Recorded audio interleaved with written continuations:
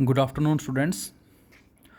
बच्चों, मॉर्निंग में हमने 2 सेल्स के केस लिया था बेटा, और 2 सेल्स का हमने series combination as well as parallel combination जो डिस्कस किया था।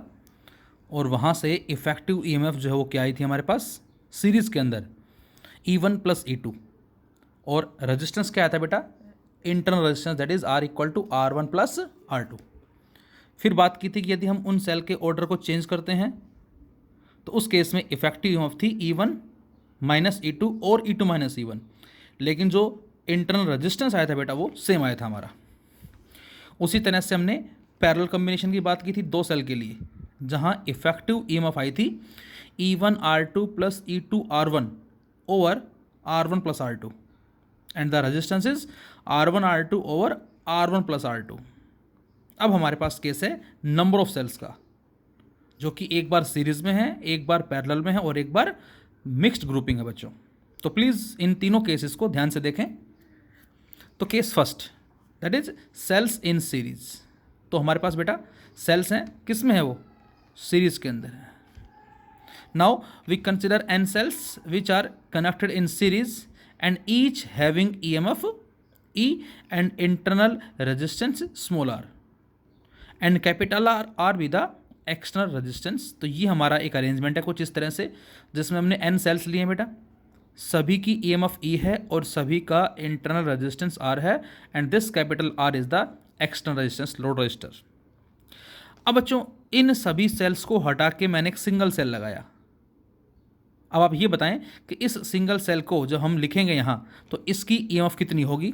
सेम उसी तरह से जैसे हमने सुबह 2 सेल वाला केस लिया था, तो आया था बेटा E1 प्लस E2, और यदि दोनों की ईएमएफ सेम है तो 2E लिखेंगे, और यदि n है तो NE लिखेंगे।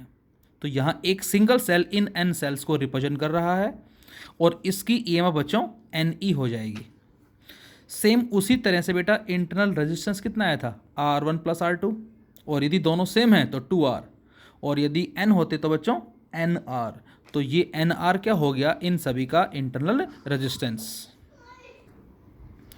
तो यहाँ से हमने इसको कंप्लीट को सोल्व कर लिया है, और इसकी जगह हमने ये लिख दिया NE और साथ में NR। और अब ये इसका इक्विवेलेंट सर्किट बन गया हमारा, और करंट सेम आई चल ही रहा है।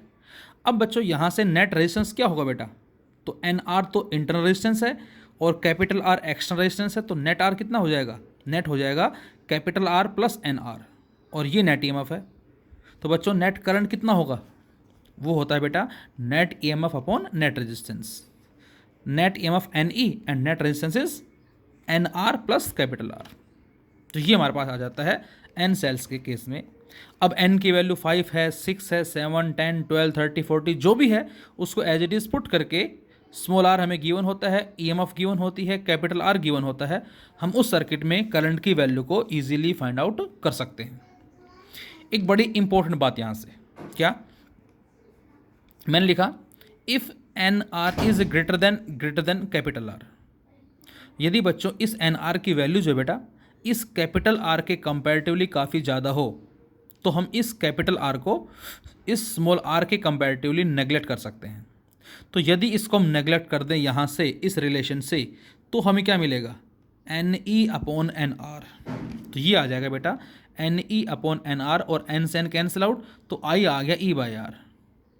अब आप ये सोचें कि जो E बाई R ही क्या होता है, ये होता है बेटा क्या, करंट। किसके कॉरस्पॉन्डिंग, एक सिंगल सेल के कॉरस्पॉन्डिंग होता है। तो यहाँ से लिखा मैंने current in external resistor is same as due to a single cell. यदि हम बच्चों इंटरनल रेजिस्टेंस की वैल्यू बहुत ज़्यादा लेते हैं as compare to external resistance, किस में, सीरीज की बात कर रहा हूँ मैं, तो उस केस में हमें आंसर मिलता है कि करंट बिल्कुल कम आता है, एक सिंगल सेल के बराबर आता है। और कम आने की वजह से ही हम बोलते हैं क्या, सीरीज कॉम्बिनेशन इज नॉट एडवांटेजेनियस। ये फ़ायदेमंद का सौदा नहीं है, फ़ायदे का सौदा नहीं है, हम ये बोल सकते हैं। अब ज़रा इससे अपोजिट कंडीशन ले, उल्टा ये ज़्यादा है। If capital R is greater than NR then NR can be neglected. और यदि अब हम इस रिलेशन से इसको नेग्लेक्ट करते हैं तो बच्चों क्या मिलेगा, NE बाय कैपिटल R मिलेगा बेटा। और यहाँ से साफ पता लग रहा है करंट जो बराबर किसके हैं, n times so current in external resistor is n times the current due to a single cell. इसका मतलब इस बार यदि करंट n टाइम्स है, so we can say series combination is advantageous, फायदे का सौदा है ये हमारा। तो ये बात आपको याद रखनी बेटा, क्योंकि आगे न्यूमेरिकल्स हमें ऐसे मिलेंगे जिसमें हमसे पूछा जाएगा कि हम इनको किस तरह से अरेंज करें सेल्स को, नंबर ऑफ सेल्स गिवन होंगे ताकि सर्किट में करंट मैक्सिमम हो। तो ये हमारी कंडीशन आपको याद रखनी है। मैं आपसे पूछूंगा बाद में कि सीरीज कॉम्बिनेशन में बताओ करंट जो वो n टाइम्स कब होता है, तो आपका आंसर होगा कि सर जब एक्सटर्नल रेजिस्टेंस की वैल्यू इंटरनल के कंपैरेटिवली काफ़ी ज़्यादा होती है तो करंट क्या होगा, ज़्यादा होगा। अभी तक हमने क्या पढ़ा है, आर के बढ़ने से करंट की वैल्यू क्या होती है, घटती है। लेकिन यदि हम इसमें एन आर को नेगलेक्ट करते हैं इस आर के कंपैरेटिवली, तो करंट हमारा एन टाइम्स होता है सीरीज केस में। एन सेल्स, अब इसमें एक बड़ा ही अच्छा और इम्पोर्टेंट नोट लिखा मैंने, N cells each having E M F E. हमारे पास बच्चों एन सेल्स हैं और सभी की ई एम एफ कितनी बेटा, ई है, और सभी का इंटरनल रेजिस्टेंस भी कितना है, स्मॉल आर है।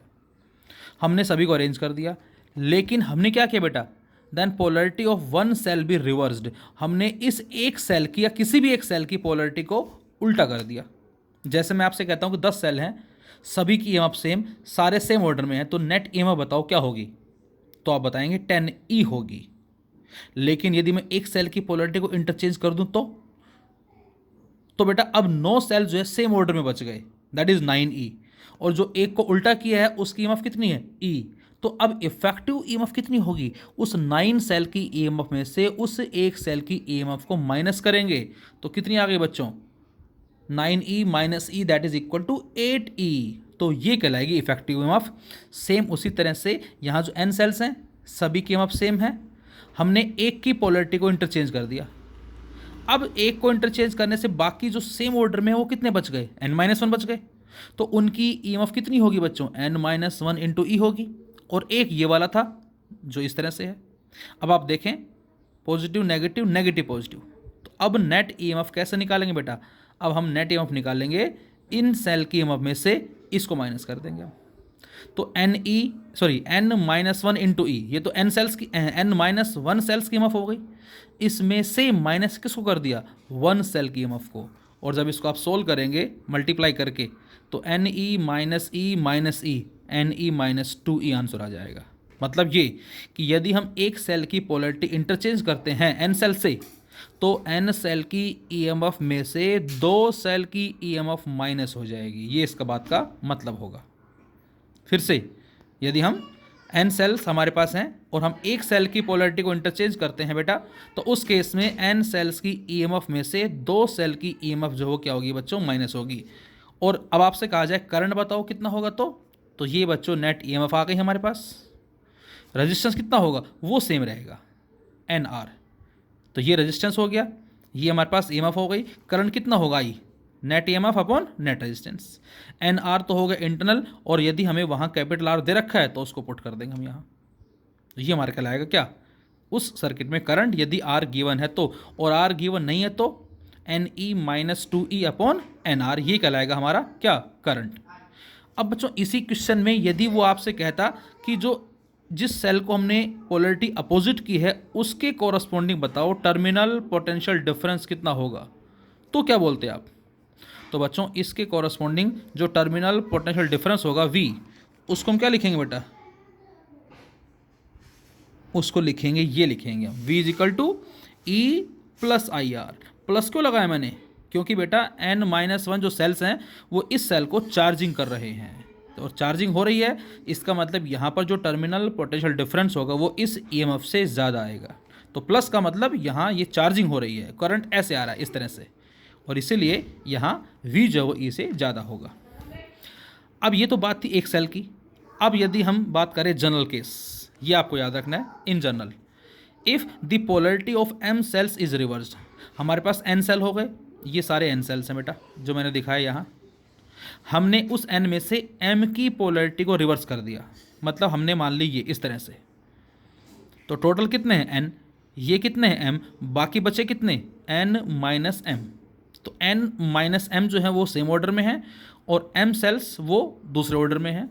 तो नेट ईएमएफ कितनी होगी बेटा?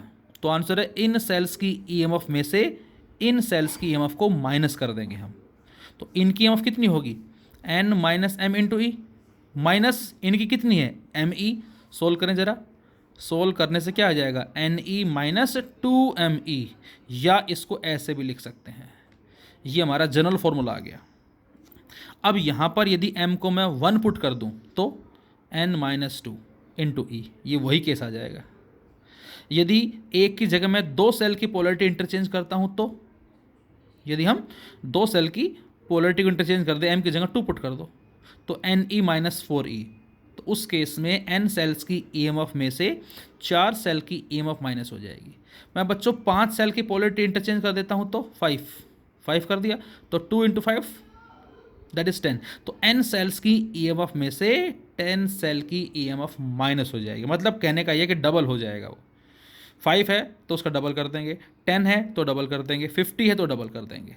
इतने सेल्स की ईएमएफ जो है वो n सेल में से माइनस हो जाएगी, लेकिन इंटरनल रेजिस्टेंस बच्चों क्या रहेगा? वो सेम रहेगा। तो बेटा इस केस में करंट कितना होगा? नेट ईएमएफ जो कितनी आई? n minus two M into E upon net resistance that is N R plus capital R. तो ये बात आपको याद रखनी है। Case second, and case second is cells in parallel. तो बच्चों इस बार हमारे पास जो सेल्स हैं वो पैरेलल में हैं। Again E R dash dash dash up to कितने हैं? एम्स हमने कंसिडर कर लिए। हमारे पास एम सेल्स इस तरह से हो गए हैं, 1 2 3 एंड सोन, और ये हमारे पास एक्सटर्नेशन उसी तरह से हो गया। अब बच्चों आप ये सोचे ज़रा कि जो हमने दो सेल्स का केस पढ़ा था उसमें इफेक्टिव ईएमएफ कितनी आई थी हमारी? वो आई थी बेटा E1 upon R1 plus E2 upon R2 over 1/R1 plus 1/R2। ऐसे लिख दें इसको हम चाहे, या इसको ऐसे लिख दें, मीनिंग दोनों का सेम होगा। क्या? E1R2 plus E2R1 upon R1 plus R2, ये आया था हमारा, और R इक्वलेंट ये आया था। अब आप ये सोचें कि जब हमने बात की थी कि दोनों की ईएमएफ भी सेम है और दोनों का रेजिस्टेंस भी सेम है, तो ER plus ER upon R plus R, तो ऊपर आया था बेटा 2ER/2R ई के बराबर। इसी तरह से 50 सेल होते तो 50ER upon 50R that is ई के बराबर। तो यहाँ जितने भी सेल हों आइडेंटिकल ईएमएफ है, तो उस केस में जो एक की ईएमएफ होगी वही सभी की होगी। तो यहाँ पर भी हम उसी तरह से इन सभी सेल्स को रिप्लेस करेंगे एक सिंगल सेल से, और इसकी ईएमएफ क्या लिखेंगे बच्चों? ई ही लिखेंगे। ध्यान रहे, ये वही उसी तर्ज पे हमने सोल्व किया इसको, जैसे 2 वाला केस किया था बेटा। अच्छा, 2 सेल में इंटरनल रेजिस्टेंस कितना आया था? R प्लस आर, तो ये आया था R²/2R, R/2। 10 होते तो R/10 और M होते तो R/M। तो ये R/M क्या आ गया बेटा? सेम उसी तर्ज पे इसका इंटरनल रेजिस्टेंस, और ये R एज इट इज़ है अभी फिलहाल। और अब आपको साफ नज़र आ रहा है क्या कि ये दोनों किस में बेटा? सीरीज़ के अंदर है। दोनों को ऐड कर दें हम, तो इस बार नेट करंट कितना आएगा? Same net EMF upon net resistance for फॉर्मूले से। ईएमएफ ई है resistance R/M plus capital R, और यहाँ जब एलसीएम लेंगे नीचे तो ये M ऊपर आ जाएगा। So I equal to M E upon में R plus M into capital R। तो ये हमारे पास कल आएगा पैरेलल कॉम्बिनेशन में करंट की वैल्यू। और उसी तरह से इसको आप चाहो तो IP बोल सकते हो। IP का मतलब पैरेलल कॉम्बिनेशन में करंट की जो वैल्यू है वो क्या होगी, और पहले वाले केस को आप IS बोल सकते हो, सीरीज कॉम्बिनेशन। इस तरह से थोड़ा सा याद रखने के लिए, क्योंकि न्यूमेरिकल्स ऐसे भी होते हैं कि नंबर ऑफ सेल्स हमारे पास सीरीज़ में हो या पैरेलल में हो, और उसमें इंटरनल रेजिस्टेंस की वैल्यू बताओ क्या होगी यदि दोनों में करंट सेम हो। तो हम क्या करते हैं बच्चों? इस IP को कंपेयर करते हैं किसके साथ बेटा? इस IS के साथ कंपेयर करके सोल्व करके फाइंड आउट करते हैं। मे बी R दे रखा है, स्मॉल r निकालना है, या स्मॉल r दे रखा है, कैपिटल R निकालना है। इस तरह से क्वेश्चंस। तो यहाँ से भी हमने 2 केस लिए, एक बार इसको नेग्लेक्ट करें, एक बार इसको नेग्लेक्ट करें। तो मैंने लिखा if small r is very very less than capital R is very very less than small r। तो उस केस में बेटा हम क्या कर सकते हैं? इस कैपिटल R को नेग्लेक्ट कर दें, और जब कैपिटल R को नेग्लेक्ट करेंगे तो मिलेगा ME/स्मॉल r। और यहाँ साफ नज़र आ रहा है करंट जो है बराबर किसके है? M टाइम्स है E/R single cell. So current in external resistor is M times the current due to a single cell. Current M times है, लार्ज है, ये इस बात का मतलब है बेटा। और मैंने लिखा पैरेलल कॉम्बिनेशन इज एडवांटेजेनियस, फ़ायदे का सौदा है ये हमारा, करंट ज़्यादा आया।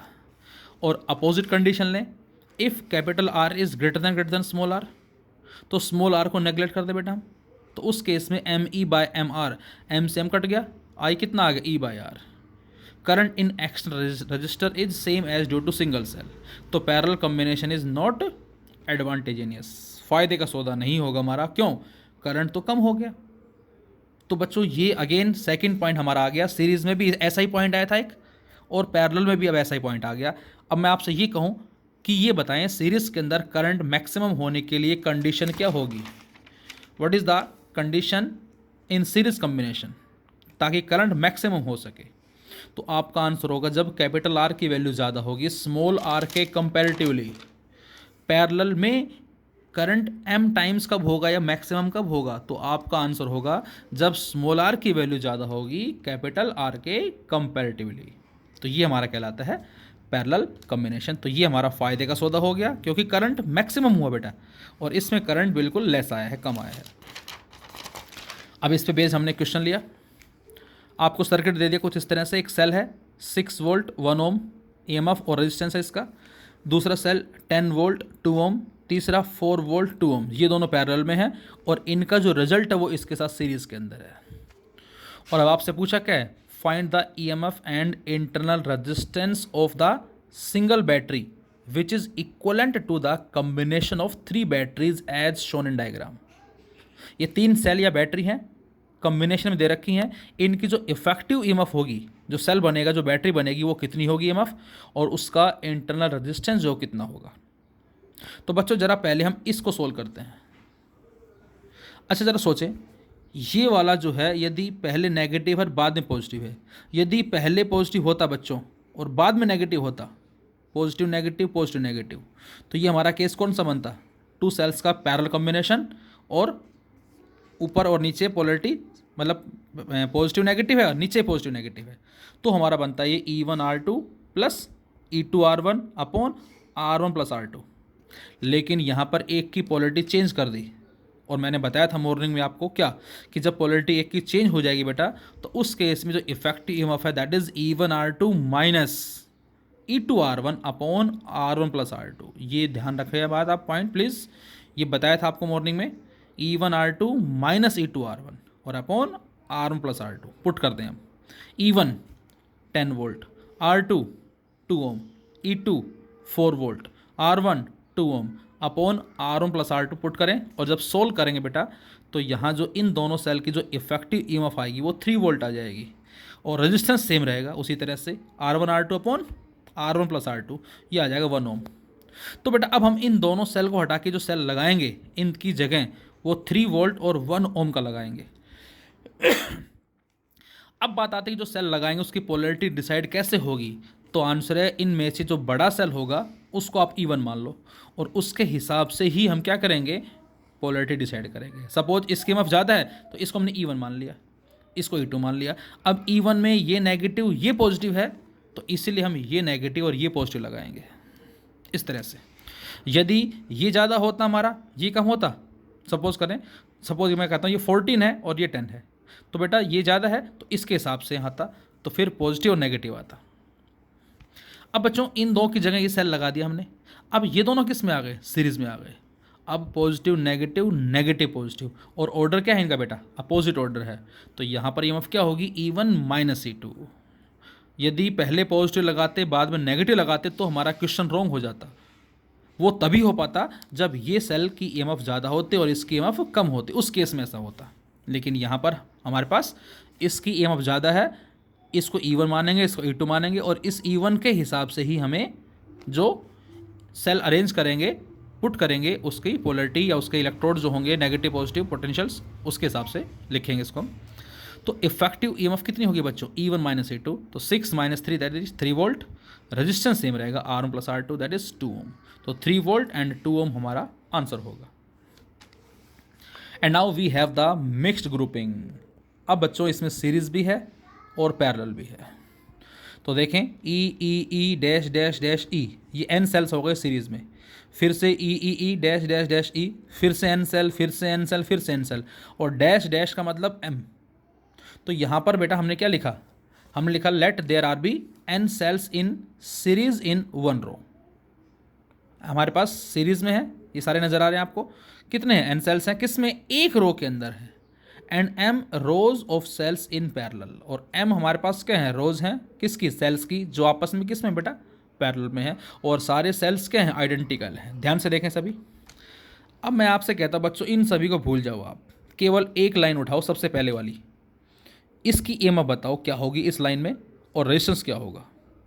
अब आप ये सोचे बेटा कि ये एक सिंगल लाइन किसको रिप्रेजेंट कर रही है, जो अभी हमने फर्स्ट केस पढ़ा था सेकंड से पहले, एन सेल्स इन सीरीज वाला केस, उसको रिप्रेजेंट कर रही है। और वहाँ पर हमने इन सबको हटा क्या लिखा था बेटा, NE लिखा था, और रेजिस्टेंस क्या लिखा था, NR लिखा था। तो सेम हम इस एक कंप्लीट लाइन को हटा के क्या लिखेंगे, इसको हटा के कंप्लीट लिखेंगे हम NE, और रेजिस्टेंस क्या आ जाएगा, NR। सोल्व हो गया। अब उठाओ सेकंड लाइन, इसको छुपा लो, इसको छुपा लो। अब सेकंड लाइन उठाया हमने, बाकी सबको भूल जाओ। अब सेकंड लाइन भी क्या है, सेकंड लाइन में भी एन सेल्स हैं, EMF सभी की सेम है, रजिस्टेंस सभी का सेम है, तो सेकंड में भी हमने एक सेल लगा दिया, EMF NE, resistance NR, dash dash dash, last वाली लाइन उठाओ, ई कितने हैं, N, रजिस्टेंस कितना है बेटा, R, तो नेट कितना आ जाएगा सभी का, NE और NR। बोलो, हमने पहले सिंगल रो को सोल्व किया, ये आ जाएगा। अब इन सभी का पैरेलल, अब आप ये सोचें कि पैरेलल कॉम्बिनेशन में जो EMF है वो कितनी होती है, दो सेल के लिए वो आई थी E1R2 plus E2R1 upon R1 plus R2, और दोनों की EMF सेम थी, तो इफेक्टिव EMF कितनी आई थी, E के बराबर आई थी। और वहाँ पर एक सेल की EMF कितनी थी, E, यहाँ पर एक सेल की EMF कितनी है बच्चों, NE है, दूसरे की NE, तीसरे की NE। तो जब हम इसको पुट करके सोल्व करते हैं उसी फॉर्मूले में जो हमने दो सेल वाला लिया था, वहाँ E1 E2 था बेटा, तो यहाँ पर ये हो गया। तो वहाँ पर यदि 50 सेल होते तो क्या लिखते, 50 ER अपॉन 50R। अब E की जगह N भी आ गया, तो 50 NER अपॉन में 50 NR, और N से N कट गया, 50 से 50 कट गया, वही सेम आ जाएगा। तो इसका मतलब क्या हुआ, इसका मतलब से यहाँ से ये हमें पता लगता है क्या, कि यहाँ पर जो एक की EMF होगी वही दूसरे की, वही तीसरे की, और वही उस कॉम्बिनेशन में लास्ट की होगी। तो यहाँ से ये NE है, तो यहाँ पर जो एक की है वही सभी की होगी। सेम हमारा M सेल्स का पैरेलल में भी यही था बेटा, वहाँ हमने M माना था, अभी जस्ट किया हमने। देखो यहाँ पर हमने इस E dash dash dash up to क्या है M, तो इन सभी को हटा के हमने सिंगल सेल जो लगाया उसको क्या लिखा, जो इसकी EMF है वही ये होगी। सेम उसी तरह से यहाँ पर बच्चों, यहाँ पर NE सभी की है, तो इन सभी को हटा के जो सिंगल सेल लगाएंगे उसको NE ही लिखेंगे हम। और यहाँ एक का रेजिस्टेंस NR, दूसरे का NR, तो यदि दो होते तो क्या आता, 1/NR plus 1/NR, 2/NR, NR/2, उल्टा करेंगे इसको, तीन होते तो NR/3, और M है तो NR/M। ये क्या आ गया बच्चों, ये आ गया सर्किट का टोटल इंटरनल रेजिस्टेंस आ गया, और ये R अभी एज इट इज़ है ही, इसको हमने अरेंज कर दिया इसके साथ। और अब ये दोनों किस में आ गए बेटा, सीरीज़ में। बच्चों ये दोनों हमेशा सीरीज़ में आएंगे, चाहे कॉम्बिनेशन सीरीज़ का हो, चाहे कॉम्बिनेशन पैरेलल का हो, और चाहे कॉम्बिनेशन मिक्स्ड ग्रुपिंग का हो, ये दोनों हमेशा सीरीज़ में आएंगे। तो अब आप निकाल सकते हैं करंट की value, which is equal to net EMF upon net resistance. Net EMF NE, net resistance NR/M plus capital R, और एलसीएम लेके सोल्व करेंगे हम बच्चों, तो हमें मिलता है बेटा I equal to MNE upon NR plus MR। अब यहाँ से ध्यान देने वाली बात क्या है, N इंटू M जो है बेटा बच्चों ये रिप्रेजेंट करेगा नंबर ऑफ आइडेंटिकल सेल्स। कितने सेल्स हैं, 100 हैं, 150 हैं, 50 है, 60 है। N यहाँ क्या है, number of cells in each row, M क्या है बेटा, नंबर ऑफ रोज। अब वही सेम चीज़ यहाँ से भी, करंट अब यहाँ से मैक्सिमम कब होगा, जैसे सीरीज़ में मैक्सिमम कब आया, जब एक्सटर्नल रेजिस्टेंस की वैल्यू ज़्यादा थी। पैरेलल में मैक्सिमम कब आया, जब इंटरनल रेजिस्टेंस की वैल्यू ज़्यादा थी। अब मिक्स्ड ग्रुपिंग में मैक्सिमम कब आएगा।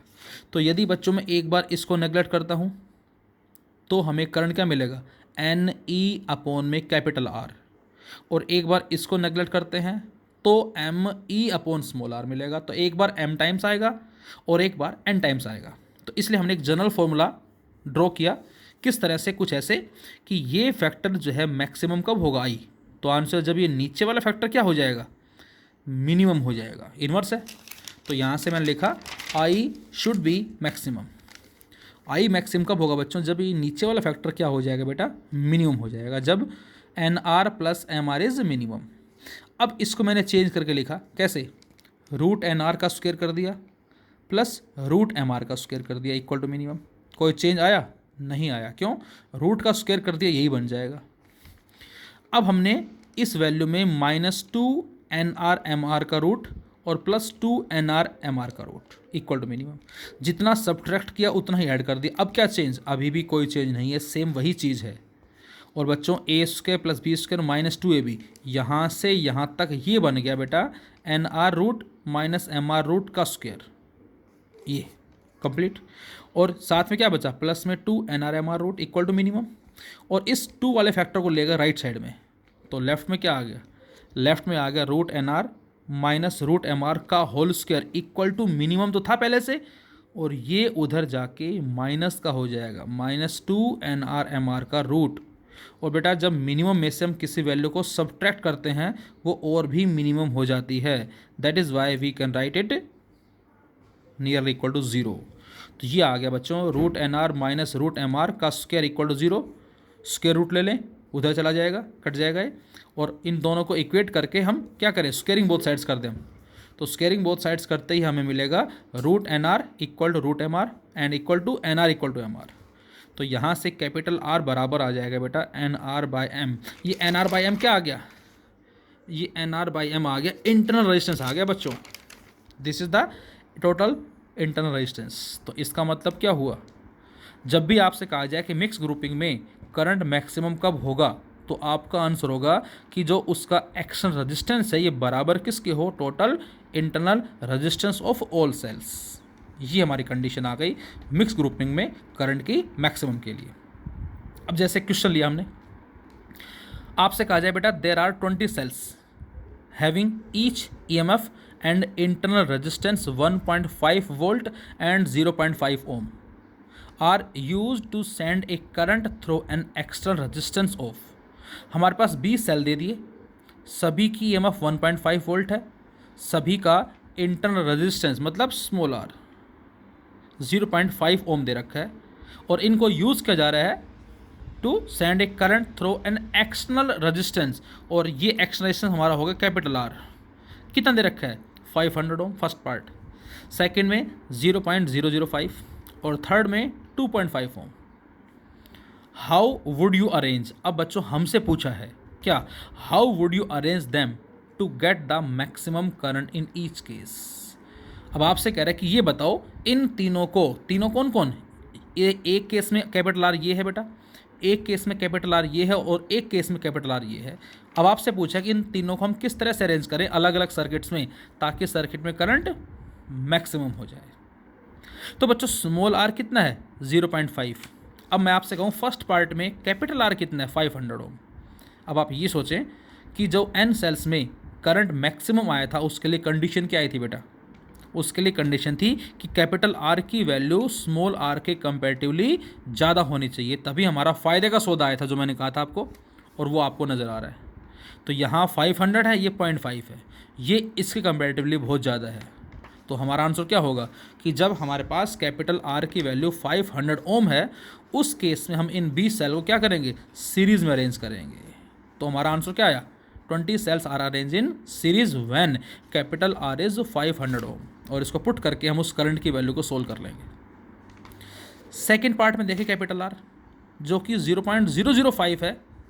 अब आप ये सोचें कि पैरेलल कॉम्बिनेशन में करंट मैक्सिमम कब आया था बेटा, पैरेलल में मैक्सिमम कब आया था, जब हमने कंडीशन लगाई थी स्मॉल आर की वैल्यू कैपिटल आर के मुकाबले ज़्यादा हो, और वो आपको नज़र आई रही इस केस में, ये 0.5, ये 0.005, काफ़ी डिफरेंस है। तो आंसर होगा कि इस केस में हम इन 20 सेल्स को पैरेलल में ले लेंगे, और अब पैरेलल में जो करंट का फॉर्मूला आया था उसमें पुट करके इन सभी वैल्यूज़ को हम करंट निकाल लेंगे। थर्ड केस में आर कितना आया, 2.5। अब ये 2.5 क्या है, इस स्मॉल आर के अप्रोक्सीमेट है, तो ये हमारा केस बनेगा मिक्स ग्रुपिंग का। तो इस बार हम आंसर देंगे कि जब कैपिटल आर की वैल्यू 2.5 ओम है तो हम उन 20 सेल्स को मिक्स्ड ग्रुपिंग में लेंगे। अब बच्चों इसमें एक दिक्कत और आई हमारे साथ। क्या दिक्कत आई कि जो हमने 20 सेल्स मिक्स ग्रुपिंग में लिए हैं, अब हमें ये नहीं पता कि कितनी रो बनेगी। 1 रो बनेगी, 2 रो बनेंगी, 3 रो बनेगी, और हर एक रो में कितने कितने सेल्स आएंगे। तो ये भी आपको पता करना पड़ेगा कि हमारे पास जो मिक्स ग्रुपिंग है उसमें नंबर ऑफ़ रोज़ कितनी है और हर एक रो में कितने कितने सेल्स लगेंगे। तो उसके लिए अब हम ये फॉर्मूला उठाएंगे, कौन सा, जो अभी हमने ड्रॉ किया था, एक तो ये वाला उठाएंगे, और दूसरा मैंने क्या बताया था, m इंटू एन जो है वो रिप्रेजेंट करता है नंबर ऑफ सेल्स को। तो बेटा यहाँ पर कैपिटल आर हमें दे रखा है 2.5, स्मॉल आर हमें दे रखा है 0.5, और m इंटू एन 20 हमें दे रखा है। दोनों को पुट करें हम, यहाँ से 5 ये आ गया, और इसको उधर ले जाएं तो n की वैल्यू क्या आ जाएगी बच्चों, 5m। तो n आ गया 5m। यहाँ से बेटा m और n, और इस n की वैल्यू को 5m हमने उठा के यहाँ रख दिया, तो 5m square equal to 20, then m equal to 2, और जब m को 2 यहाँ रखते हैं तो n कितना आ जाएगा, 10। इसका मतलब n क्या आ गया, 10, m क्या आ गया, 2, m क्या थी, रोज़, तो हम 2 रो बनाएंगे और हर एक रो में कितने सेल लगाएंगे, 10 सेल लगाएंगे। ये इसका मतलब है। अब आप ये कहोगे कि सर 5 इंटू 4, बिल्कुल ठीक है, 5 इंटू 4 जो है बेटा वो भी हमारा 20 होता है, 2 इंटू 10, 10 इंटू 2, इस तरह से। लेकिन हमें ये बताना पड़ेगा इसमें कि कितने रो होंगी और कितने कॉलम होंगे। तो आंसर कि हम 2 रो बनाएंगे और हर एक रो में 10-10 सेल लगाएंगे इस तरह से। और अब इस वैल्यू को पुट करेंगे हम करंट वाली इक्वेशन में, यहाँ पर पुट करेंगे हम और सोल्व करके फाइंड आउट कर लेंगे करंट की वैल्यू। और जब सोल्व करेंगे तो अब फिलहाल अब आपको इसको नेगलेक्ट करने की जरूरत नहीं है। वो तो केवल हमने चेक करने के लिए कि करंट जो है वो मैक्सिमम कब होगा, उसके लिए हमने नेगलेक्ट कर दिया था। लेकिन जब हम न्यूमेरिकल सोल्व करेंगे तो फिलहाल उस वैल्यूज़ को पुट भी करेंगे। अब हम उसको रिमूव नहीं करेंगे, पुट करके सोल्व करके करंट की वैल्यू को फाइंड आउट करेंगे। तो बच्चों ये हमारा कहलाता है इस चैप्टर का लास्ट आर्टिकल। अब नेक्स्ट वीडियो में हम स्टार्ट करेंगे हमारे किर्चॉफ्स लॉज के बारे में बात करेंगे, हीट स्टॉर्म डिस्क के बारे में बात करेंगे, किस तरह से किर्चॉफ्स लॉ को हम अप्लाई करेंगे। बड़ा ही इंपॉर्टेंट हमारा कॉन्सेप्ट है वो। Thank you.